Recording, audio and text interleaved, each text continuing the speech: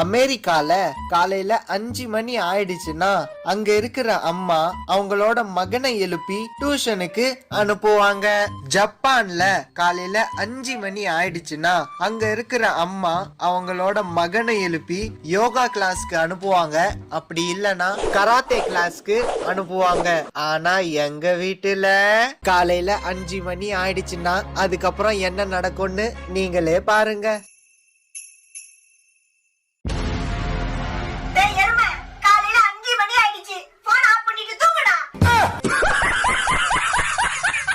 அமெரிக்கால நைட்டு 12 மணிக்கு திடீர்னு நாய் கத்திச்சுன்னா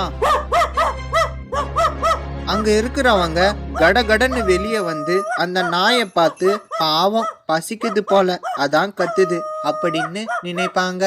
ஜப்பான்ல நைட்டு 12 மணிக்கு திடீர்னு நாய் கத்திச்சுன்னா அங்க இருக்கிறவங்க ரொம்ப பதற்றத்தோட வெளியே வந்து அந்த நாயை பார்த்து திருடன் வந்திருக்கான் போல அதான் நாய் கத்துது அப்படின்னு நினைப்பாங்க.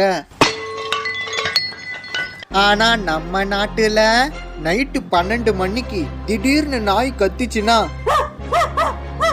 என்ன நினைப்பாங்கன்னு தெரியுமா?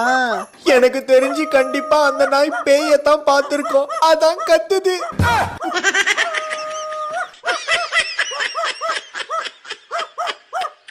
அமெரிக்கால திடீர்னு கரண்ட் போயிடுச்சுன்னா அங்க இருக்கிறவங்க முதல்ல ஈபி காரங்களுக்கு போன் பண்ணி என்ன ப்ராப்ளம்னு கேட்பாங்க.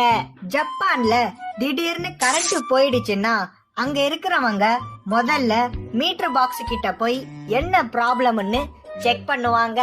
ஆனா நம்ம நாட்டுல திடீர்னு கரண்ட் போயிடுச்சுன்னா ரொம்ப பதற்றத்தோட ஓடி போய் பக்கத்து வீட்டுக்காரங்க கிட்ட கேட்பாங்க. அண்ணா உங்க வீட்ல கரண்ட் இருக்கா? இல்லம்மா எங்க வீட்லயும் இப்பதான் கரண்ட் போச்சு. அப்பாடா இப்பதான் நிம்மதியா இருக்கு.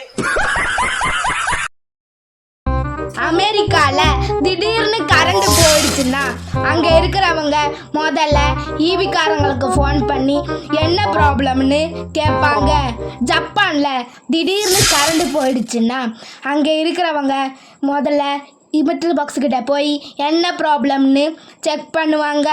ஆனால் நம்ம நாட்டில் திடீர்னு கரண்ட் போயிடுச்சுன்னா அங்கே பதட்டத்தோட ஓடி போய் பக்கத்து வீட்டுக்காரங்கிட்ட கேட்பாங்க.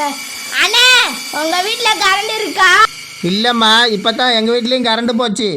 அப்பா இப்போதான் நிம்மதியாக இருக்கு.